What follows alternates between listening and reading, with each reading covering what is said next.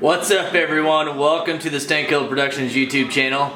I hope you all been enjoying the footage that we've had of Nemo, the build, and some of the track out videos we've been posting lately. We ran into a little snag with Nemo the other day. I had the hood open. I was getting ready to take the TCM out so I could send it out to HP tuners, and I noticed the belt was off a couple ribs. Not just the supercharger belt, but the serpentine and the AC belt, which told me the crank pulley was moved forward. Well, once I checked the bolt, it was completely tight. So then I was like, there's no way. I pushed the thrust out of this motor as well. But it was pushed so far out where I'm like, it wouldn't even run if it was this far out.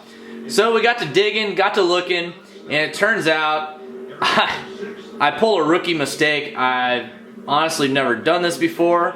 But I ordered the dry sump crank bolt from ARP and not the wet sump crank bolt. The dry sump bolt is about 1/4 to 1/2 inch longer than the crank bolt that we need for this car, which is a wet sump. So what happened was the pulley pushed out as far as it could, and then it hit the bolt where the slack that it had. So luckily it didn't do any damage. We just have to replace the crank bolt. So that's what we've been going through with Nemo. We're waiting on the TCM to come back from HP tuners, and we'll get the transmission tuned, and we'll go out and make some 1/4 mile passes in this car. Okay, we got Nemo back together. Everything is good.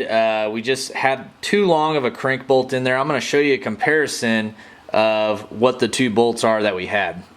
So on the right, that is the bolt that was in there. That's actually for a dry sump LT motor.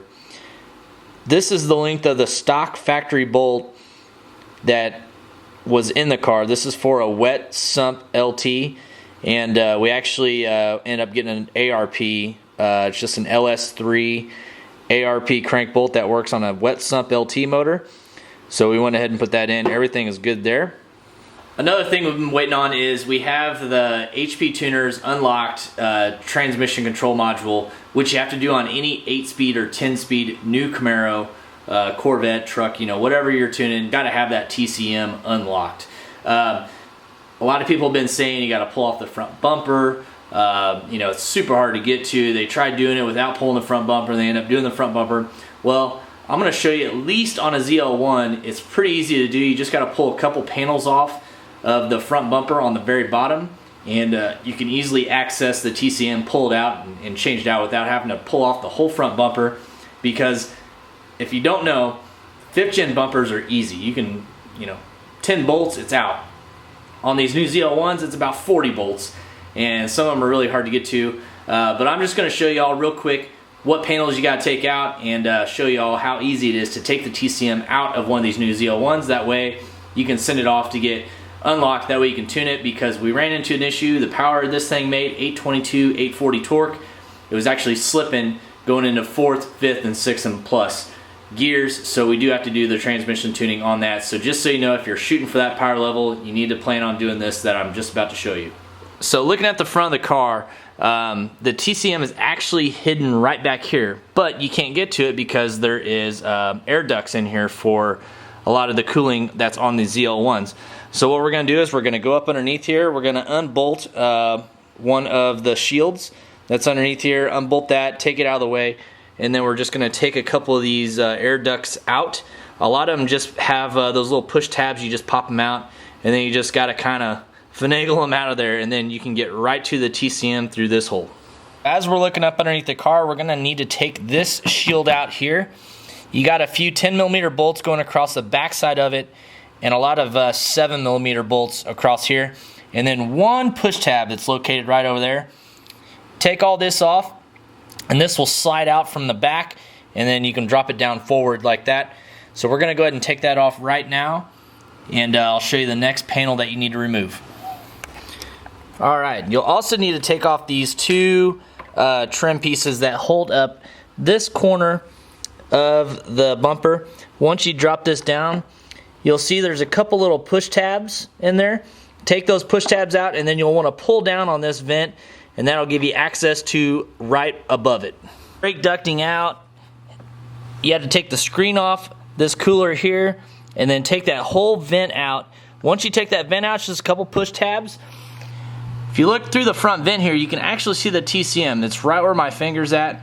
All you gotta do is just reach in there, unclip that, and then kind of get back underneath there. There's a little bracket that holds the TCM in place. It's very small, and you should just be able to pop the TCM right out of there and then either bring it out through here or bring it out right through the bottom.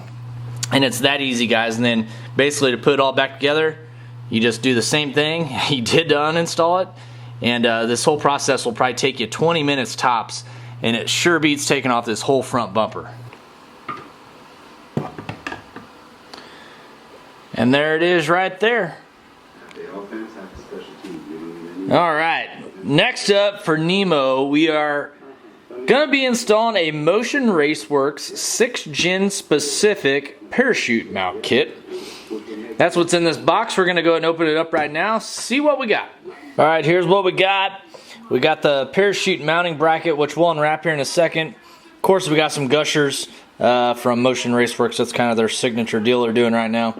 Got a billet parachute handle mount kit, which we're going to be putting inside the car. There's the cable right there. And then inside that box there, we got our actual parachute from Stroud. But we're going to get this stuff all unwrapped. Looks like it just bolts in the factory location of the bumper support brackets. We're going to get this rear bumper off here in just a second. It looks pretty easy to do. Not as many bolts as that we have on the front bumper. So we'll go ahead and get this off and see what we got behind this bumper. Okay, got the factory bumper support off right over there. And the Motion Raceworks parachute mount bolted right in the factory locations. I think it'll be okay without those two brackets that kind of hold the bottom of the bumper down there. Maybe makes it a little flimsier, but there is still one in the middle down there that still supports it, so I think we'll be okay there. But right now I'm going to go ahead and measure how far that is from the top supports by using this. That way I know where to drill a hole into the actual bumper, so that way we don't have a messy looking hole or anything that's, you know, too big or anything.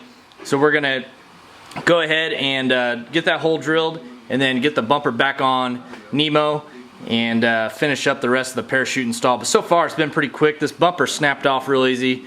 There's about 3 bolts over here on each side, about 3 bolts on the bottom on each side, and then the rest of it's just clips. So you just basically pull back on the bumper and that basically just unsnaps all the way across. Just work from one side to the other and it all comes off real easy, guys.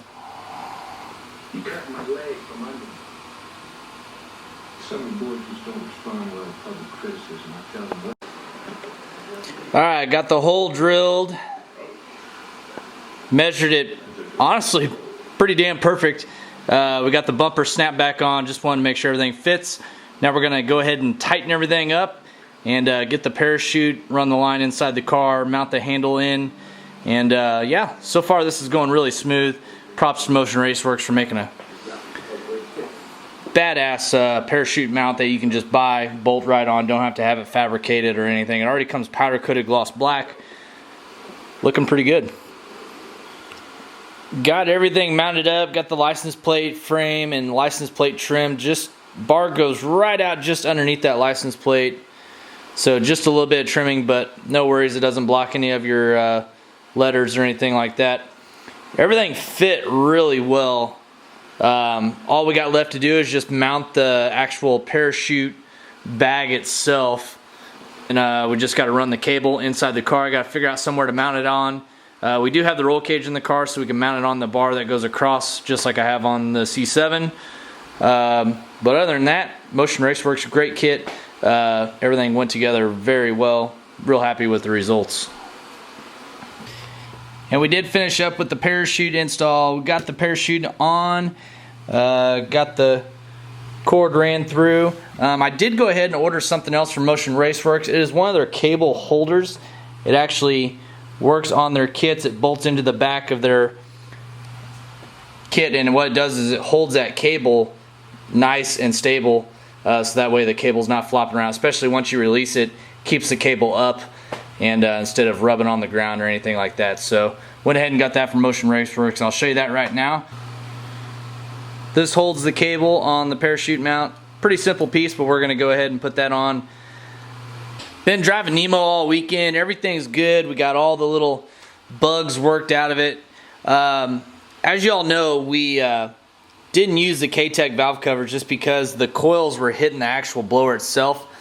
I was going to have to trim some of the casting off the blower, and I just didn't want to do it. So we stuck the stock valve covers back on, and we got these awesome Dash 10 push-on fittings that don't require anything else other than just push them back on.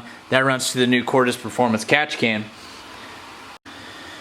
We did, however, have our powder coater go ahead and powder coat a set of stock LT valve covers, and man, these things turned out wicked nice. We are going to go ahead and install these on the car, and we also got some polished ARP 12-point bolts to go around it too, just to kind of make it look a little nice. Have the stock covers on the car, but that smooth high gloss black finish with the nice bolts to finish it up. Here you can see we got the stock valve cover. I already took the coils off and put them on the new valve cover down there. We're going to go ahead and finish taking these bolts out and then pull this valve cover out and replace it with the gloss black one.